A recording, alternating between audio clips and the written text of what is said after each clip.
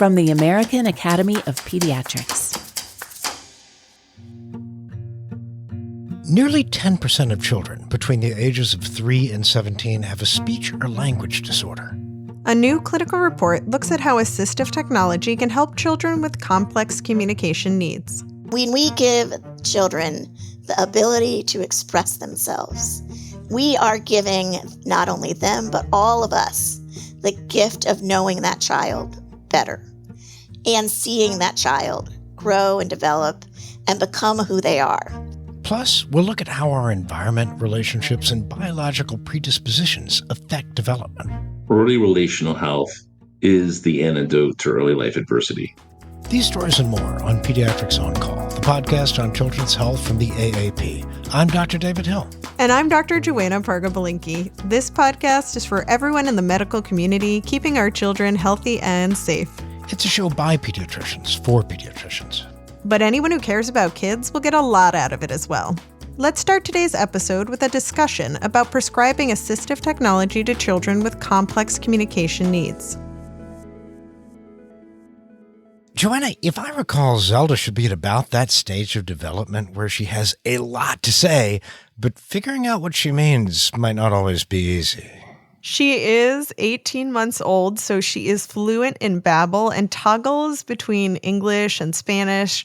So she has so much that she wants to communicate, and her body language is absolutely adorable. She does this head nod that always makes me want to say yes to her. But we're still learning how to understand each other.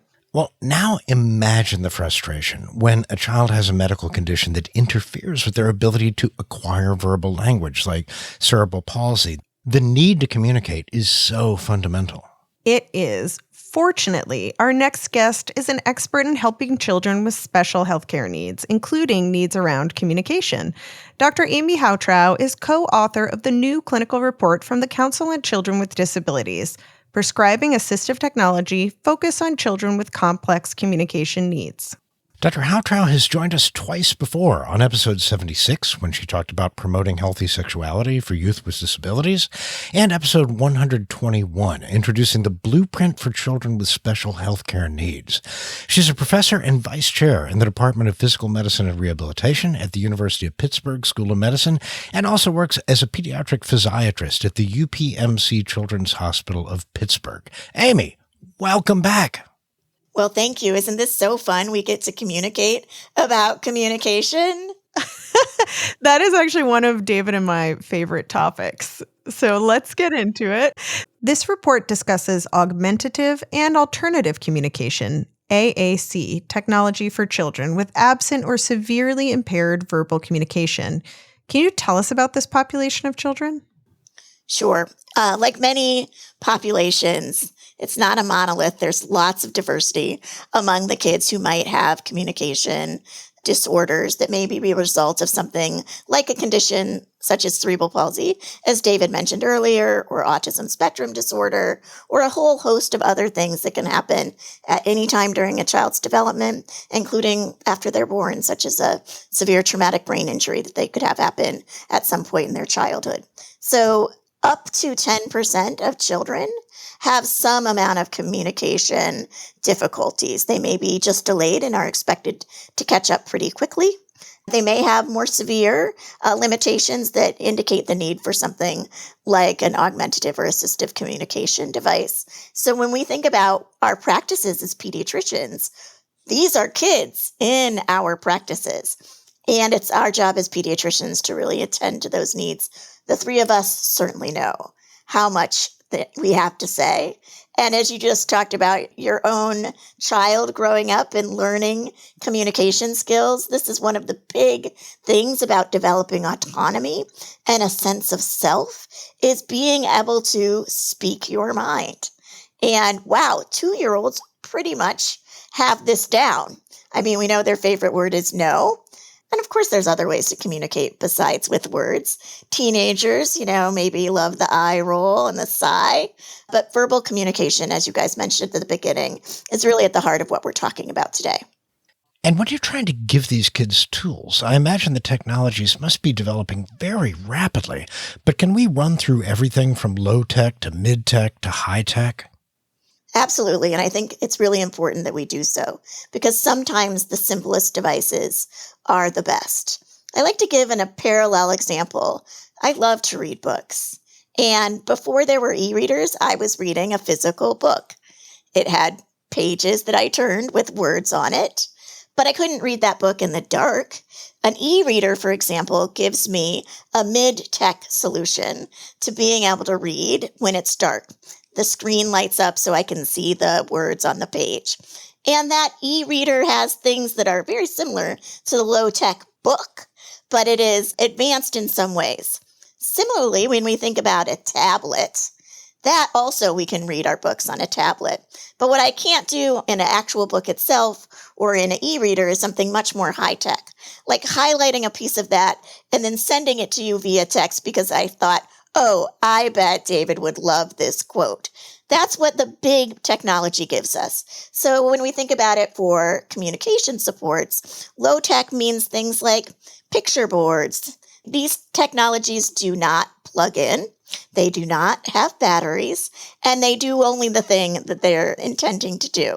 So if you have a bunch of pictures of foods that you might be asking your child which one they want to eat, they can pick from those pictures of foods, and then that's a very simple way to have a low-tech device.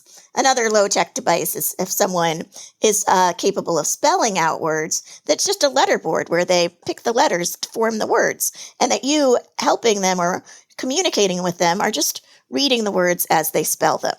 Mid-tech devices are somewhere where you might have a battery or a plug-in or a connection, and it has a little bit more diversity in it. But the high-tech devices, as David mentioned, is really where the technology is.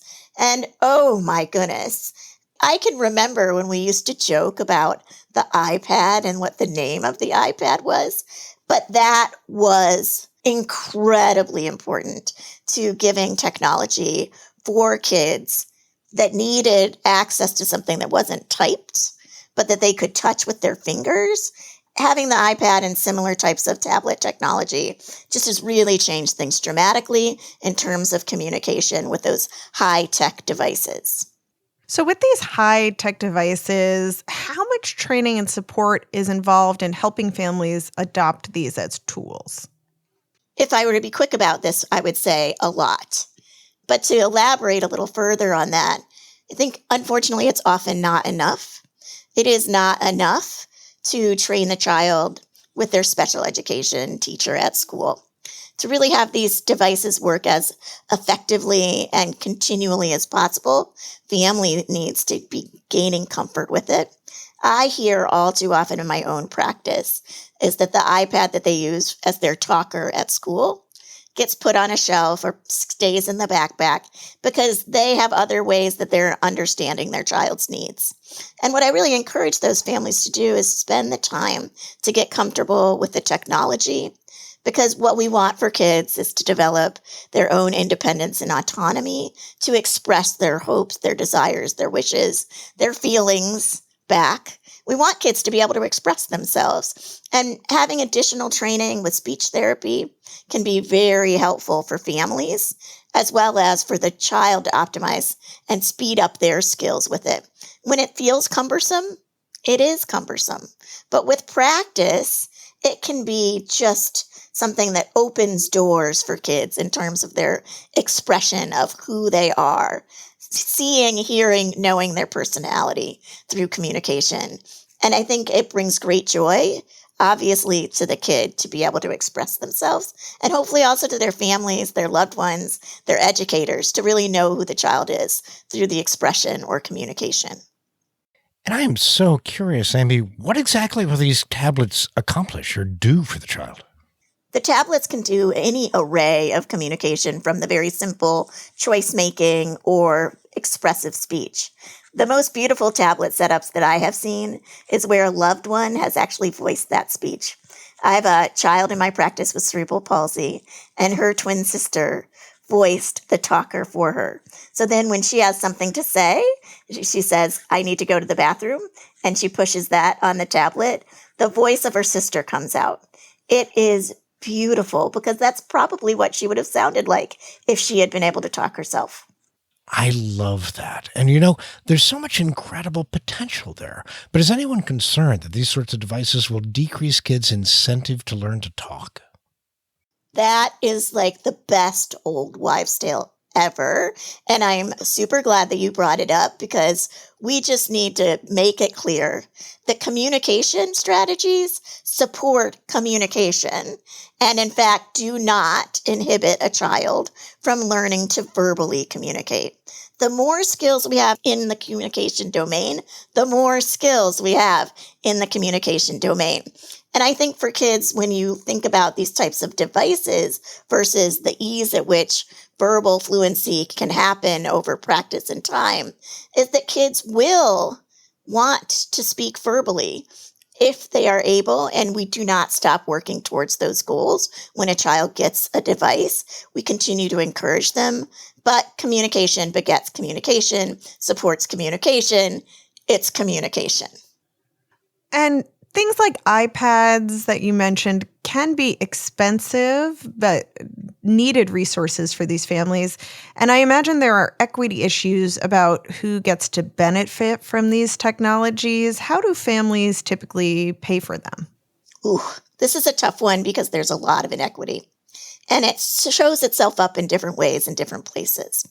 So for families whose financial resources aren't constrained, it's easy enough for them to buy a top-of-the-line iPad and purchase the software, which can cost hundreds of dollars. So our most well-off families, who are the most resourced, then end up with the best resources in terms of assistive and augmentative communication. That said, there's other ways that families can access even if they don't have the financial resources to do so. So it can be paid for by the school district for use in school. When it's solely paid by the school, often there's limitations of taking that home to use outside of the school. Medicaid is a big payer, and when we think about EPSDT and the need for treatment related to a medical problem, we often write letters of medical necessity, and in our report, there's actually a sample letter about this to encourage for the payment. Many private insurers will pay for it, some won't, and often goes through an appeal process, which can be very complicated, and they often want to pay for something that's a single type use so that an iPad wouldn't count.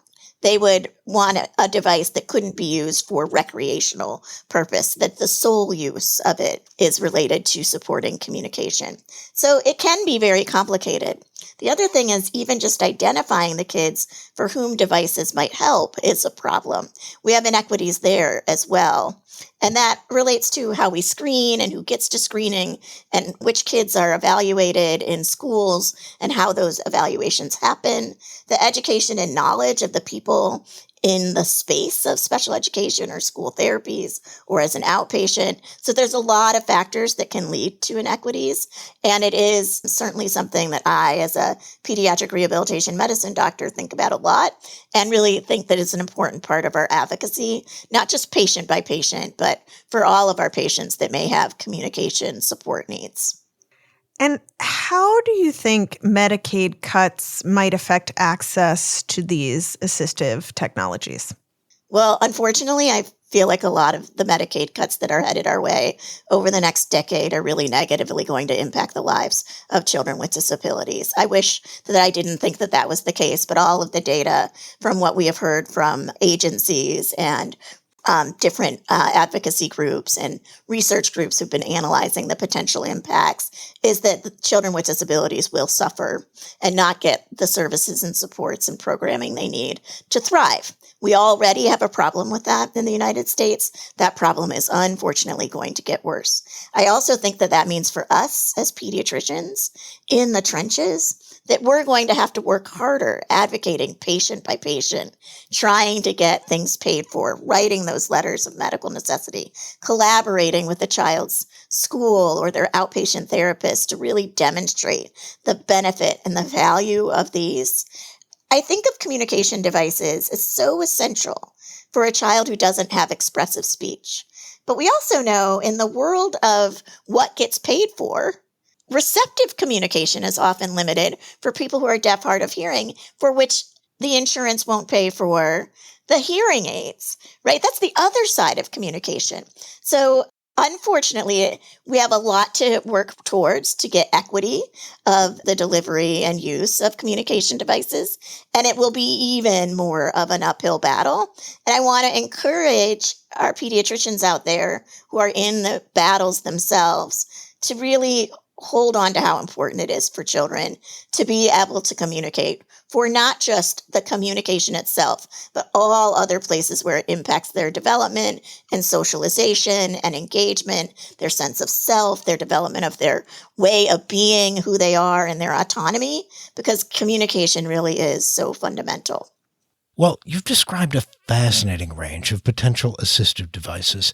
If we as pediatricians have one of these children in our practices, how do we know what sort of assistive technology might help them the most? That's a great question because we aren't really trained in our pediatric residencies at this depth. And that means we, as the medical home providers for primary care, need to be able to lean on our medical home neighbors. And those people include speech therapists, for example. And if the child also has motor challenges, that might also mean an occupational therapist might be involved. Their special education teacher, the therapists at school, the parents. We are very lucky in the medical home that the medical home neighborhood is so robust if the child has access to those services. So the other thing pediatricians can think about is what I had said earlier, is simple is often better. And you want something that can actually be utilized and can become a routine part of the child's life. So starting simply may be the most ideal thing. Certainly, if a child is capable of complex communication and engagement, then simple won't necessarily work. But really, the first step is identifying that there might need to be some support for communication, and then getting them referred or engaging with their speech therapists if they're already doing speech therapy to talk about what that could look like. And then the speech therapist can really go through a process of assessing what type of device might be the most beneficial and practice with that device.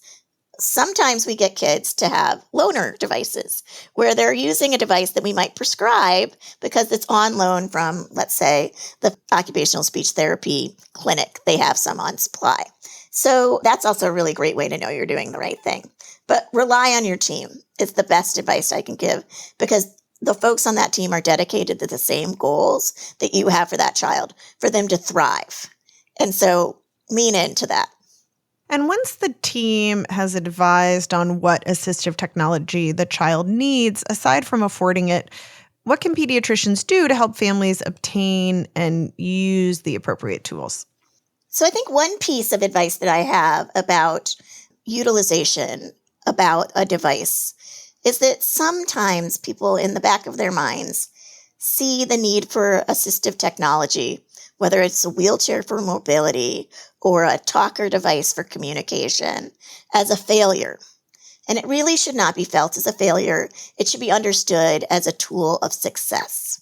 And so sometimes families feel like, oh no, this means that my child can't or won't potentially do something in the future. And I think it's important for the pediatrician, whom usually the family trusts no one more about their child's health than their pediatrician, to be assuring that family that this is a tool for success, not a source of failure, that we will continue to work towards goals for verbal communication as they are appropriate.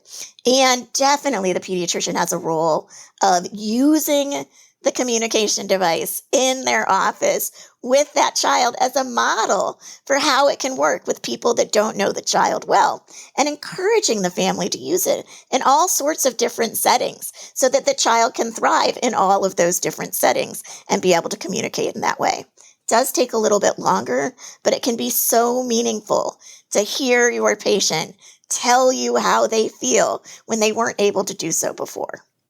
And is there a website or place to go for many of these technologies when pediatricians are looking? Absolutely. There's multiple websites, and we actually have some information in our report and our appendix about that. And there's a little bit of an issue sometimes. So if you're looking at the website of the company that sells the device, you might get different information than you would get from an organization that's really focused on identifying the specific needs of a child. And so you want to be cognizant of that, because when you're looking at those devices, you might be getting sold something or an attempted sale of a device, and that might not actually be the child's best option. And of course, that also relates to what their insurance will cover and what companies and vendors their insurance deals with, and it can get complicated. But generally speaking, there are a lot of resources, especially in the speech therapy realm, for folks who really specialize in that have been made available to the public and therefore us on their websites. Well, Dr. Houtrow, you have given us so many really inspiring thoughts today, but this is a truly comprehensive report, and I'm wondering if you have one last takeaway you could leave our listeners with. I would just like to reiterate how important communication is. It comes in many forms, but as a society, we are incredibly reliant on verbal communication. And when we give children the ability to express themselves, we are giving not only them, but all of us the gift of knowing that child better and seeing that child grow and develop and become who they are. And when I think of my job as a pediatrician, watching children grow up in my practice, sometimes I get so excited I nearly cry with their successes.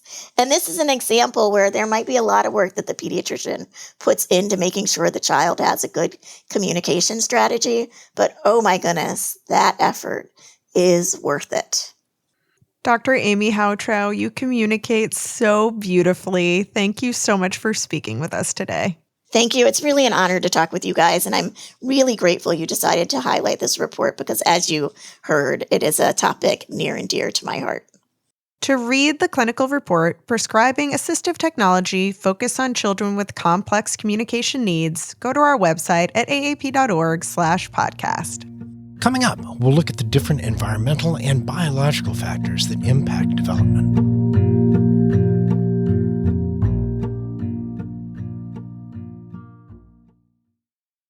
I'm curious, Joanna, how do you help Mira and Simon understand what's developmentally normal for Zelda as she grows? For context there, Mira and Simon are 7 and 5 and Zelda is 1. So we've got this kind of 6-year age gap at the kids' ages. And with Zelda, there's a lot of me running around the house saying she's little and she's learning when she grabs at their artwork and tears it apart or deconstructs a tower they built out of magnetic tiles. I mean, I guess I'm teaching them to think developmentally, to be mindful of her developmental stage, but it's a balance. Well, that makes a lot of sense with a pediatrician mother. That's kind of our whole thing, right? But as adults, we can go so much deeper in our understanding of our environments, relationships, and biological predispositions. In fact, the AAP has a whole book on the topic, Thinking Developmentally, Nurturing Wellness in Childhood to Promote Lifelong Health. And the second edition was just released. I am excited that it is now out, and it is still by doctors Andy Gardner and Bob Saul. Well, they're here to talk about it today.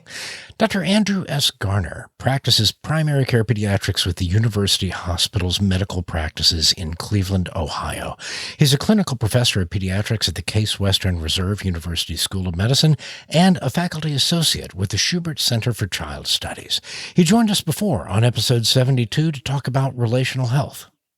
Dr. Bob Saul is an emeritus professor of pediatrics at the University of South Carolina School of Medicine, Greenville.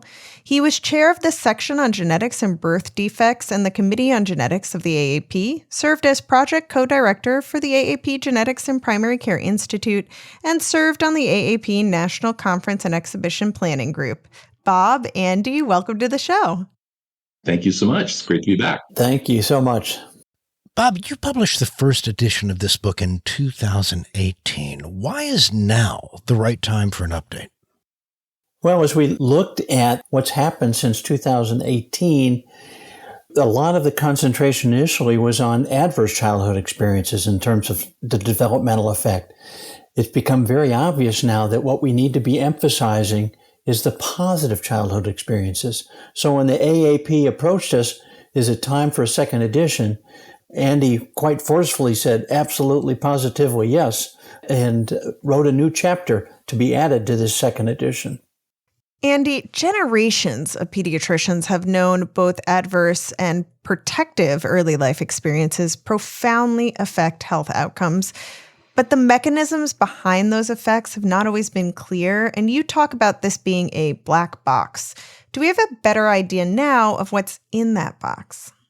Absolutely. I mean, I think that's one of the major thrusts of the book is that over the last 20, 30 years or so, really dramatic advances in basic developmental science, fields like developmental neuroscience and epigenetics, are allowing us to peer inside that back box and begin to understand some of the mechanisms that could be at play with these long-standing and long-known associations. And the thing that's really fascinating, I think, is that many of the mechanisms that we've known to be at play for sort of biologically embedding adverse experiences now are beginning to be clear that they're also playing a role in how positive experiences get embedded as well.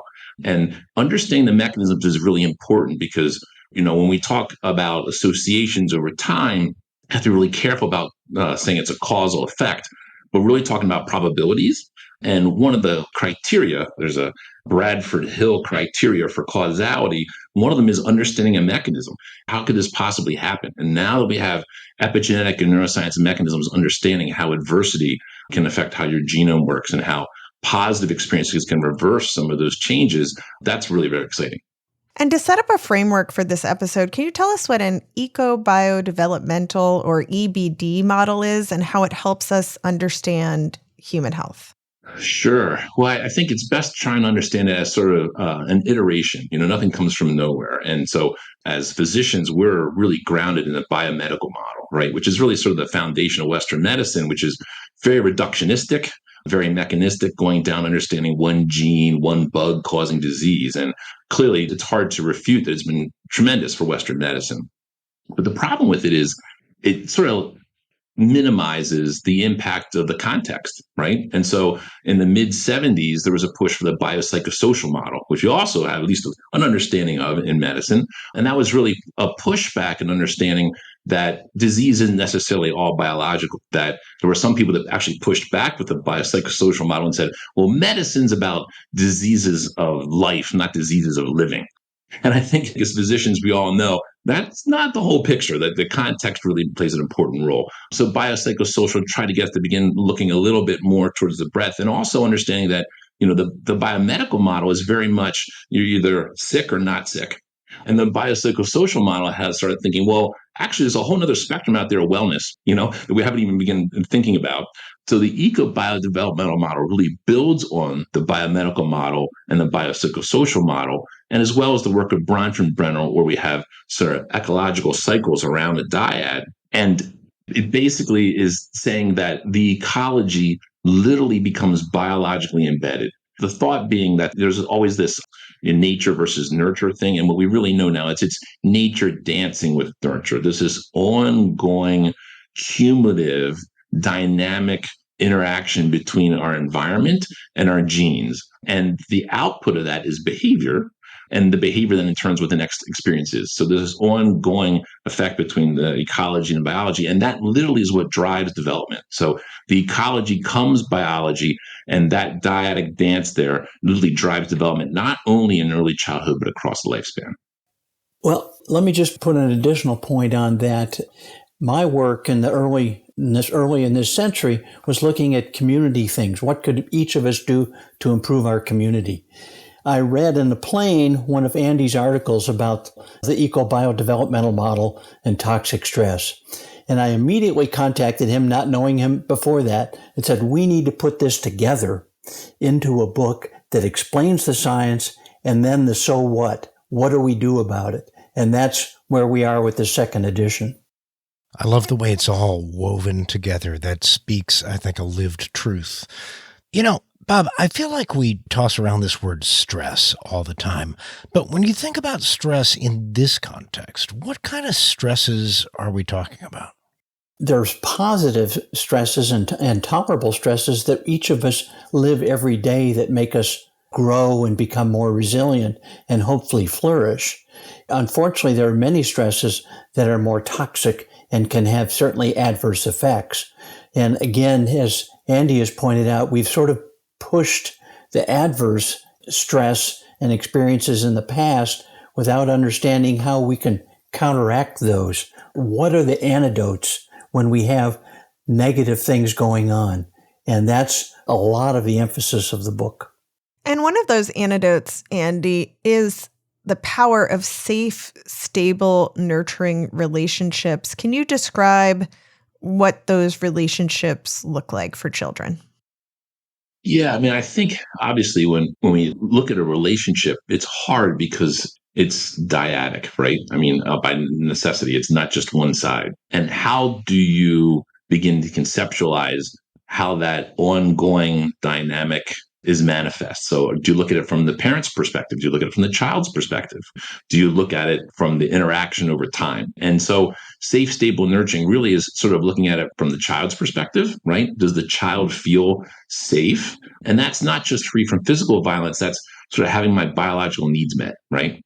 And stable is tricky because we're not saying that you have to be a helicopter parent and constantly buffer your child from any adversity. Really stable is probably more along the lines of being predictable, right? Predictable interactions that you're responsive to the child's, not only their physical needs, but also their emotional needs. And nurturing is important because it basically gets at this idea of a growth mindset, right? That I'm going to help you understand what you're feeling and that it's okay to feel that way. And the next time you feel this way, we're going to do this. And so it's very much a positive growth mindset when I think about what a nurturing relationship is.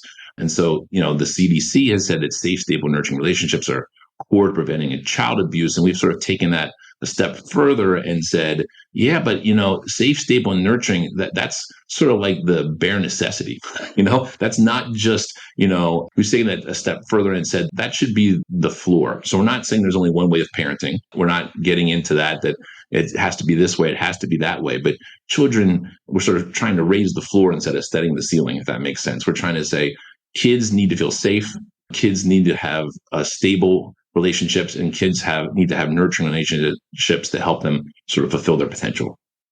Bob, I want to return to this black box idea for a moment. You're a geneticist, and it seems that part of what's in that box are changes to our genes, but not to the DNA code itself.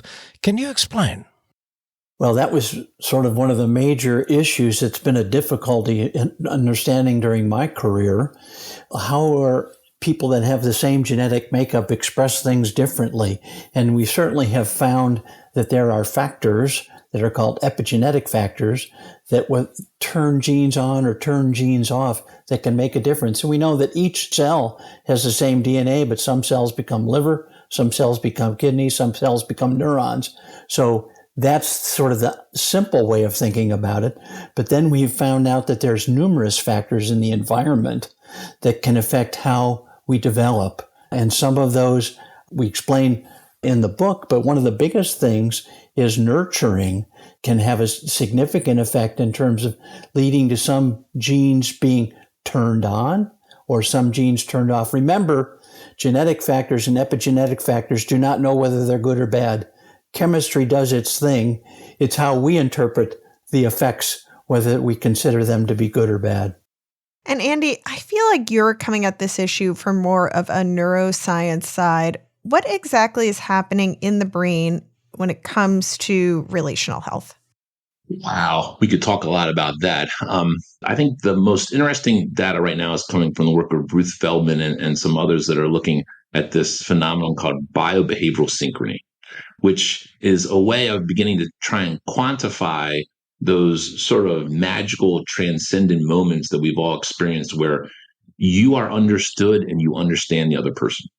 And we've all had them with kids, and they're often very joyous moments. And we're beginning to understand how literally your brain waves, your autonomic nervous system, your hormonal levels, they actually get in sync. And so it's really fun that we say we're in sync with someone. Well, yeah, there's a biological reason for that. And I think that's just really encouraging when there's this convergence of sort of lived experiences. We've all felt that.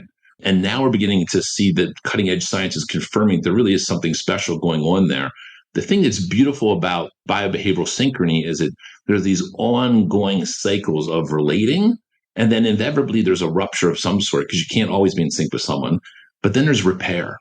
And probably the best example of this, if people haven't seen it, is the Tronic still face experiment. If you've ever seen a video of a mother interacting with a child and having the mother look away, it is really dysregulating for a child. It's hard to watch. But the thing that's really cool about that is at the end, the mom then begins to interact and the kid quickly regains composure and the relation is repaired.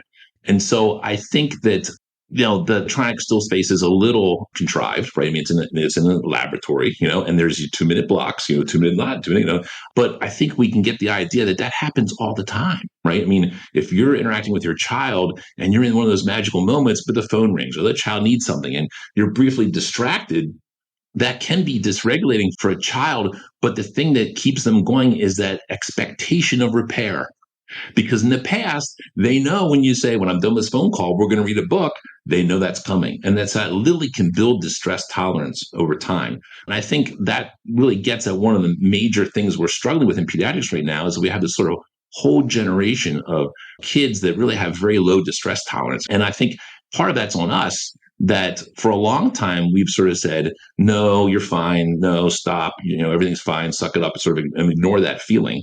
And if you think about it, that's really sort of breeding anxiety, right? Because anxiety is trying to avoid the big feelings, right? And if instead of trying to avoid those big feelings, we're saying, yes, you're right. It's very annoying when, like the example you gave, when your sibling knocks down the tower you spent hours building, that's very upsetting. And we want to acknowledge that, and that's okay. But if we acknowledge that when you feel that way, you're going to feel better when you do the things that you love, we can literally build some distress tolerance into that. So that's a long-winded way of saying that. But the thing that I find most exciting is that relational health is beginning to get to the point where we can begin quantifying and showing at a biological level how those safe, stable, and nurturing relationships can literally help build skills that will help us build other relationships in the future. I love that. I want to return for a second all the way back to the title. This book is called Thinking Developmentally, but how do we do that? Well, I think that to a certain extent, thinking developmentally comes naturally to pediatricians, and I think we don't always appreciate that as pediatricians, we're really sort of oddballs in the medical world. Because one, we do understand that development is a stepwise process that, you need to be able to have core muscle skills to sit before you're going to be able to stand, before you're going to be able to walk, before you're going to be able to run. We sort of get that idea that development is sort of a stepwise, a scaffolding thing. But other parts of medicine don't necessarily think that way. I think also as pediatricians, we think relationally. You don't go into pediatrics because, you don't like relationships. You're always going to be interacting with families, right? And so I think thinking developmentally, actually, at one point, we wanted to call it the pediatric way as a title, because it really is the pediatric way. We think developmentally, we think relationally. And I think that's why we're excited about this second edition, is that it really is bringing sort of those two sort of unique perspectives to the front, that we think developmentally, that we got to get things right in childhood. So we're building a strong framework and foundation for the future. And we need to think relationally because that's how those skills are built.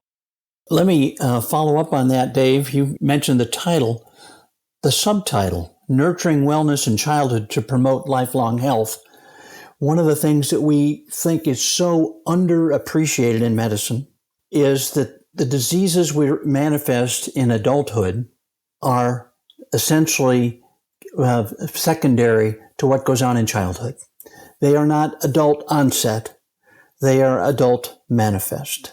And that if we can make a point in terms of how we can drive healthcare dollars, we would be putting a heck of a lot more into what we can do to prevent the problems in childhood and nurturing lifelong health. We know so much of, chronic disease, diabetes, cancer, heart disease, obesity, you name it, oftentimes have their derivation in childhood. And so as a society, we feel we just don't put our resources and our emphasis into childhood like we should. Well, one of the most central relationships for a child is the relationship between the parent and the child. And as a parent now, I really love the term good enough parenting. And Bob, when I make pasta 3 times a week for dinner, am I good enough? What does this type of parenting really look like? Well, in my book, it would be 5 times, but that's Thank you for saying that. good. 3 is good enough. I mean, the whole point of good enough parenting, as Andy has said initially there, is that there is no one way to parent. We essentially say there's a model, this biobehavioral synchrony, relate, rupture, repair, and continue to build on those cycles and look at and understand where you are. One of the other models that we put forth in the book is the so-called parental awareness threshold. That is, you oftentimes will be above the threshold. When you're open, you're receptive, you're ready to learn. You're below it, you're closed, you're receptive because I said so. And we will vacillate back and forth, but the whole point is to try to understand where you are, consciously understand where you are, and to make a shift toward being above the parental awareness threshold. So good enough, in many ways, I guess, is in the eye of the beholder, but it's in the long term, it's sort of in the childhood resilience and the adult flourishing that occurs. If I could add to that, I would say that being good enough isn't being perfect. There are no perfect people. There are no perfect parents. And to a certain extent, kids actually don't need perfect parents. There actually is some data out there that some rupture, some dysynchrony is actually needed. And it's probably because those are opportunities to build repair. And so if you're never out of repair, you don't learn how to repair. And so from my mind, and we actually say this in the book, that from a biological perspective, it really is about repair. It's about being able to have the skills to know how to repair and being receptive to repair. Now, let's be clear. We're not talking about repairing in the example of, an abusive relationship or something like that. That's not what we're talking about. When it's mutually consensual and there's an interest to maintain a relationship, it's all about repair. So that's how I would argue that, what's good enough parenting? It's not being perfect. We don't need to be perfect. And in fact, you probably can't be perfect. And that's not actually really good for your kids. It's really important for the kids to see you say you're sorry. It's important for kids to say, wasn't my best that day, and I'm going to try better in the future because I'm a role modeling for them. We want them to do. So I would argue that good enough is about repair and growth, and that's what we're trying to teach our kids. Does developmental health and parenting, like you describe, require that we have governmental policies to support families to achieve the goals you lay out in this book? Bob, what do you think? We have to have policies and actions that can support families, communities going forth. If we do not have those, we're in big trouble. One of the books we quote in the book is by Robert Putnam, Our Kids in Crisis. And he builds on his work that he did in the past in a text called Bowling Alone.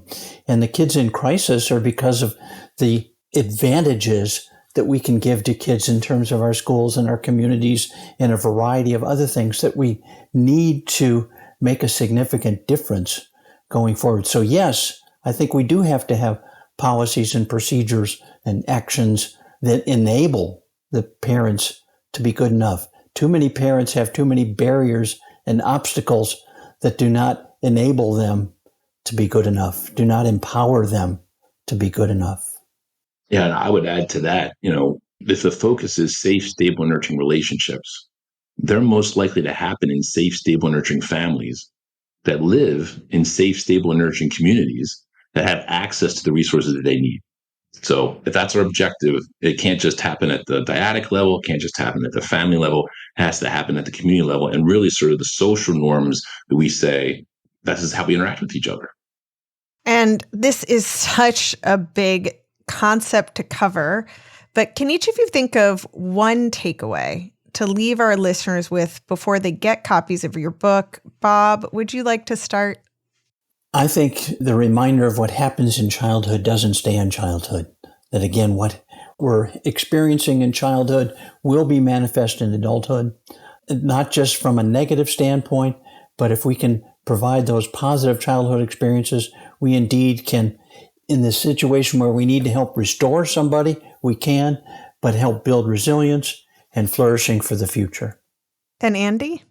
Yeah, I guess I would say, I totally agree with what Bob was saying, but I would say that early relational health is the antidote to early life adversity, and that cycles of relating, rupture, and repair build the skills that kids need to be resilient in the future, and that empathy is a superpower.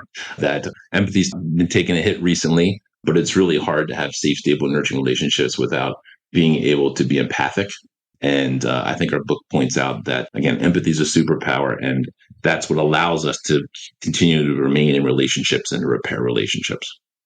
Well, I think both of you guys have superpowers for bringing these issues to the fore and helping us understand them. So, Drs. Bob Saul and Andy Garner, thank you so much for talking with us today. Thanks for having us. Thank you so much, David. It's been my pleasure. For more on thinking developmentally and relational health, join us at aap.org/podcast.